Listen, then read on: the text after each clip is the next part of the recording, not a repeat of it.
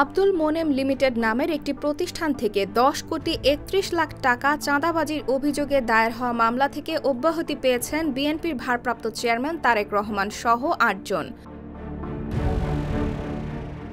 বুধবার পুলিশের দেয়া চূড়ান্ত প্রতিবেদন গ্রহণ করে তাদের মামলার দায় থেকে অব্যাহতি দেন ঢাকার অতিরিক্ত chief metropolitan magistrate Mohammad Sanaullah. অব্যাহতি পাওয়া অন্যদের মধ্যে তারেক রহমানের বন্ধু গিয়াসউদ্দিন আল মামুনও রয়েছেন। এর আগে গত ৫ নভেম্বর ঢাকার চিফ মেট্রোপলিটন ম্যাজিস্ট্রেট আদালতের শাহবাগ থানার সাধারণ নিবন্ধন শাখায় তারেক রহমান সহ ৮ জনকে অব্যাহতির সুপারিশ করে চূড়ান্ত প্রতিবেদন দাখিল করেন মামলার তদন্ত কর্মকর্তা ডিবি পুলিশের ঢাকা কোতোয়ালি জোনাল টিমের পরিদর্শক Mohammad Sajjad Hossain.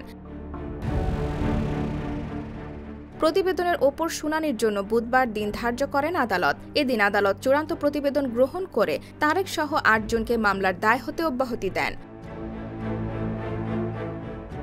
IBTV USA, New York।